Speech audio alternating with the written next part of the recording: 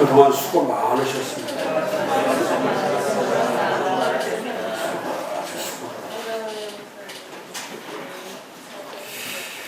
자, 우리 오늘 마지막 강의는 삼위일체 하나님 67페이지 교회를 세우시는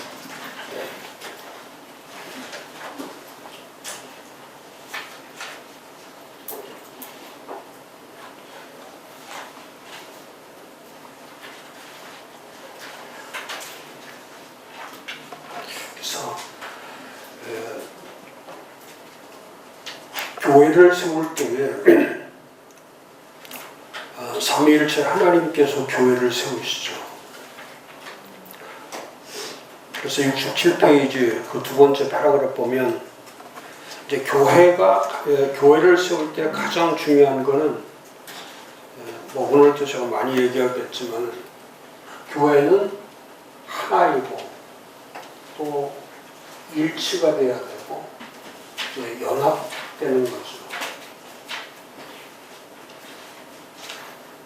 처치 플랜팅을 한다는 것은 하나 되는 거죠. 하나 되는 거. 성령도 주님도 하나님도 전부 다 교회를 본질적으로 교회를 세우실 때에 그 속성이 있죠.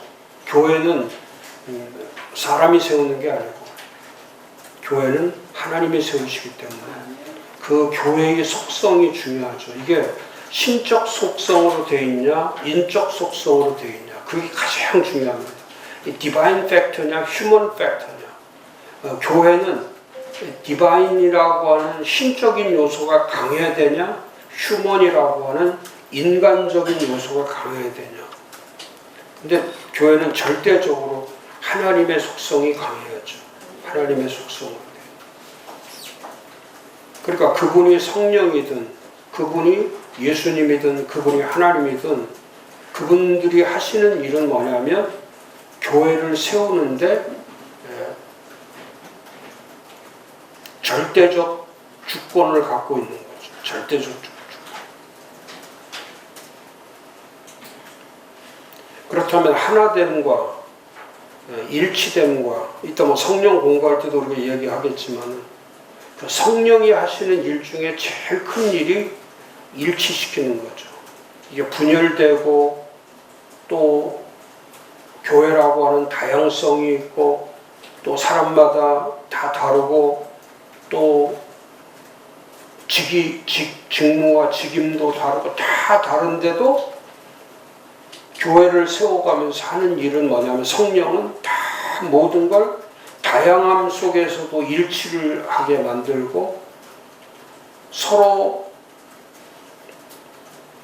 믿음의 분량도 다르고 속성도 다르지만은 또 그 일을 할 때에 언제나 보면 일치돼서 일하도록 다 만드십니다.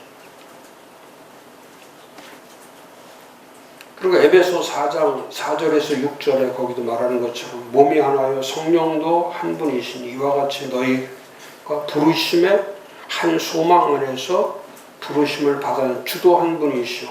믿음도 하나요 세례 침례도 하나요 하나님도 한 분이시니 곧 만유의 아버지시라. 만유에 계시고 만유를 통일하시고 만유 가운데 계시도다. 정말 중요한 거죠. 교회의 연합의 본질, 하나됨의 본질, 일치됨의 본질. 그래서 이 교회는 아무리 강조해도 부족하죠. 교회는 너무너무 강조해도 부족한 거예요. 제가 이번 주 설교에도 넣어놨지만 사도행전 10장에서 이제 사도행전 10장의 중심이 이제 사도행전의 그 전환점이죠. 하나님이 일하시는 이제 극적인 장면이 사도행전 10장입니다. 가장 극적인 장면. 이제 하나님이 사람들을 사용해서 드디어 이제 복음이 예루살렘으로부터 이제 세계로 뻗어가는 복음의 전초 기지 역할을 감당하는 게 사도행전 10장인데 그때 고넬료나 백부장 고넬료나 사도 베드로를 그 둘이 파트너가 돼서 일하게 하시는 그 역할에서 하나님이 사용하신 방법이 뭐냐면 두 사람을 쓰실 때, 고넬료와 베드로를 쓸 때 하나님이 하게 하신 일이 기도하게 하시는 기도. 그러니까 사람을 만나기 전에, 일을 하기 전에, 복음이 땅끝까지 전해지기 전에 하나님이 가장 먼저 하신 일은 뭐냐면 기도부터 시키는 거죠. 기도하는 거. 그러니까 기도는 강조하면 할수록 기도는 당연한 거죠. 그러니까 그리스도인들이 교회가 기도한다는 거는 그건 당연한 거죠. 응답 때문에 기도하는 게 아니고요. 응답을 받기 위해서 기도하는 게 아니고 기도 자체가 하면 할수록 그건 당연한 거예요. 기도는 당연한 거예요. 당연한 거예요.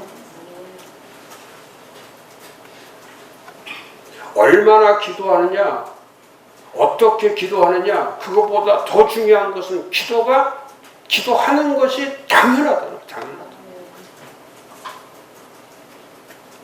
그러니까 날마다 기도하는 건 당연한 거예요. 항상 기도하는 건 당연한 거예요. 쉬지 않고 기도한다는 건 당연한 거예요. 당연한 거예요. 응답이 이루어지든 이루어지지 않든 기도대로 되든 되지 않든 그거는 우리 할 바가 아니고 그건 우리가 할 일이 아니에요. 기도의 응답 문제, 기도의 역사, 기도의 일하심은 우리의 문제가 아니라 그건 하나님의 문제이기 때문에 하나님이 하시는 거예요. 하나님이. 그럼 우리가 해야 될 것은 기도하는 게 당연한 거죠. 근데 문제는 당연한 걸 안 한다. 당연한 걸. 자, 기도하는 게 당연한 거예요. 또 교회 세우는 게 당연한 거예요. 근데 기도도 하지 않고 교회 세우는 것도 하지 않기 때문에 하나님이 일하실 게 없죠. 기도 안 하는데 어떻게 일을 하시고 교회를 세우려고 하지 않는데 어떻게 교회 일을 하십니까?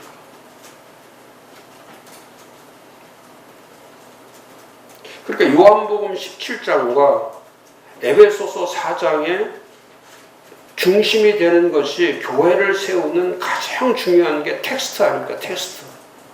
교회 세우는 거는 그건 말씀으로 세우는 거지 다른 것은 말씀보다 말씀이 최종적 권위예요. 최종적 권위. 그래서 이 진리가 기둥과 터가 되지 않으면 교회는 세워지지 않죠. 그래서 교회를 말할 때 가장 중요한 것은 신적 본성에 의해서 교회를 세워라. 그게 뭡니까? 신적 본성에 의해서 교회를 세워라. 그래서 교회를 세울 때 가장 먼저 하는 말이 뭐냐면 삼위일체 하나님으로부터 반영되어 있는 그 교회의 그 교회 세움. 사람이 먼저가 아니고 삼위일체 하나님의 본성. 그래서 거기 중간에 보면 언더라인 층 연합은 사람들이 할 수 없고 임으로 할 수 없는 디바인 내추럴, 신적 본성으로 되어 있다. 신적 본, 디바인 내추럴, 신적인 본, 휴먼 네이처로 되어 있는 것이 아니라 신적 본성, 신적 속성, 디바인 팩터, 신적 속성 이렇게. 그래서 거기에 그리스도와 사람과 연합, 교회와 사람과의 연합, 사람과 사람과의 연합 모두는 인위적 조화나 강제적 힘으로 되는 게 아니고 뭐 우리가 회의를 하고 또 서로 뭐 생각을 나누고 그렇게 해서 교회가 하나 되는 것이 아니고 삼위일체 하나님과 함께할 때 하나가 되는 거예요. 삼위일체 하나님과 함께할 때 성령과 함께하고 예수님과 함께하고 하나님과 함께할 때 그때 교회가 하나 되는 거예요. 그래서 이건 인위적이 뒤에 가도 말하겠지만 인위적이나 물리적으로 기계적으로 될 수 없는 거죠. 하나 되는 거는 성령이 역사하지 않고 예수님이 일하시지 않고 하나님이 일하지 않으면 절대 하나 되지 않아요. 한국교회가 왜 하나 안 됩니까? 왜 교단들이 전부 다 이렇게 다 분열되고 다 싸움판이에요? 성령과 주님과 하나님을 앞세우지 않기 때문에 교회도 똑같습니다. 특히 교회는 비밀이고 신비롭고 경이로운 거기 때문에 교회는 경륜과 비밀을 이 신비들로 되어 있기 때문에 그건 사람이 풀 수가 없어요. 사람이 문제 해결을 할 수가 없어요. 사람의 힘으로는 교회를 세워갈 수가 없어요. 그래서 전적 성령 의지, 전적으로 주님 의지하고 전적으로 하나님 의지하지 않으면 교회를 세울 수 없죠. 68페이지. 그래서 사도 바울은 이 몸을 말하면서, 교회라고 하는 몸을 말하면서, 몸은 곧 하나, 몸은 곧 연합, 그대로를 보여주는 거다. 몸이 하나라는 것을 부정하는 사람은 아무도 없죠. 몸이 둘로 나눠질 수 없죠. 몸이 나눈다는 것은 분열을 하는 것이 아니라 몸이 나눈다는 것은 죽는 거죠. 거기 써 있죠. 죽음인 것이. 다 알죠. 그런데도 죽는 것을 알매도 불구하고 교회가 분열이 되죠. 몸이 나눠지는 거예요. 그래서 거기 언더라인처 몸 하나 연합은 body, one, unity. 이 세 단어는 같은 의미다. 몸 하나 연합은 같은 뜻이죠. 그럼 그 앞에다 교회를 붙이면 되죠. 교회는 몸이다. 교회는 하나이다. 교회는 연합이다. 이게 같은 말이에요. 그럼 처치 플랜팅이 뭐냐? 몸과 하나됨과 연합하는 것을 세워가도록 만드는 것이 교회다. 정확하죠. 그러니까 교회의 정의는 아주 선명하고 분명하죠. 명료하다.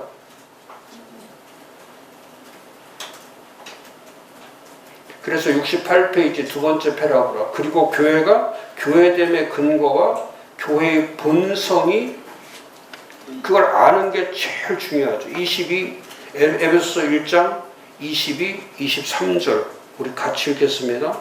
또 만물을 그발 아래 복종하게 하시고 그를 만물 위에 교회의 머리로 삼으셨느니라. 교회는 그의 몸이니 만물 안에서 만물을 충만하게 하시는 이의 충만함이니라. 사도 바울이 교회를 정의할 때 가장 잘 정의한 것 중에 하나.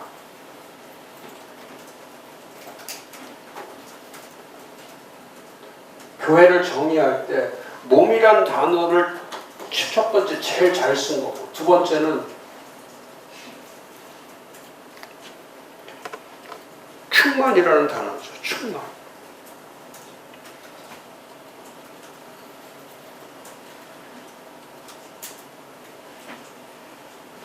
그래서 23절에 교회는 그의 몸과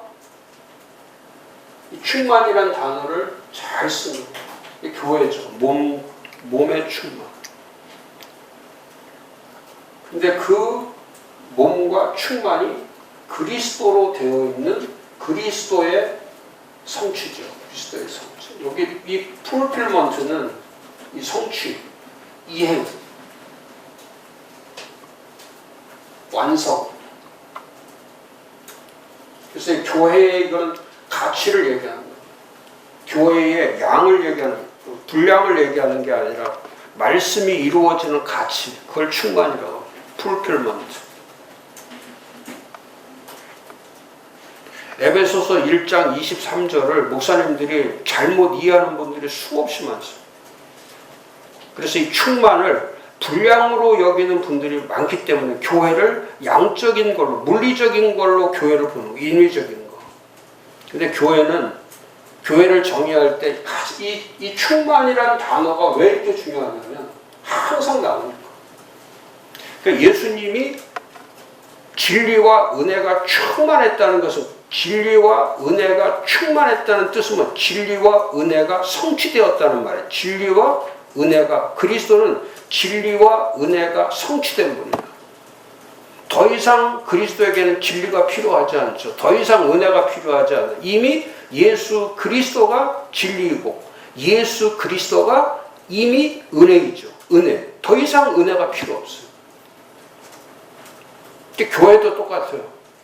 그러니까 교회를 정의하면 교회란 한마디로 얘기하면 교회란 하나님의 계시된 말씀이 그리스도를 통하여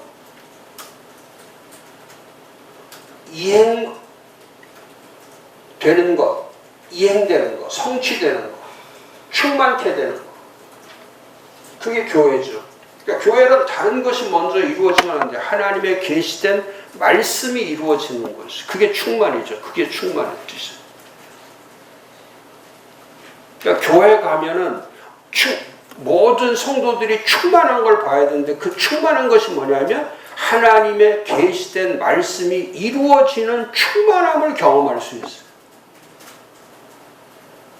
하나님 말씀이 없는 곳은 하나님 말씀이 전해지지 않고 가르쳐지지 않고 선포되지 않는 곳에서는 충만이란 단어 자체는 성립되지 않죠. 그러니까 교회가 왜 분쟁이 일어나고 왜 분열이 일어나고 왜 싸움이 일어나는 동기가 원인이 어디에 있냐면 하나님 말씀의 부족함 때문에 하나님 말씀에 대한 의지가 없어서 그래. 하나님 말씀에 대한 순종이 없을 때 하나님 말씀에 대한 깨달음이 없을 때 그게 분쟁의 시작이죠. 분열의 시작이에요. 그러니까 하나님 말씀 모르니까 은혜도 깨닫지 못하고 다 은혜인데 은혜를 몰라요. 그 그리스도가 안 보이는 거죠. 그리스도가 충만한 게 교회인데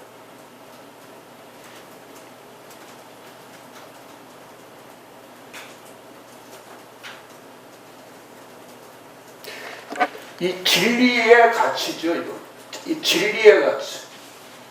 충만이라는 것은 진리의 가치를 교회라고 하는 진리. 디모데전서 3장 15, 16절. 잘 가르친 거예요. 사도 바울이요. 정말 천재 중에 천재라는 게 뭐냐면 그 교회 용어를 쓸 때 에베소 1장 22, 23절 용어를 쓸 때에 교회를 최상에다 올리는 거예요. 최상에다. 그러니까 만물 위에 교회의 머리로 삼으셔 최상으로 놓는 거예요. 최상. 언어를 우리는 일반 언어를 사용하는 교회라는 게 뭐 일반적인 일반 언어죠. 그냥 쉽게 쓰는 거.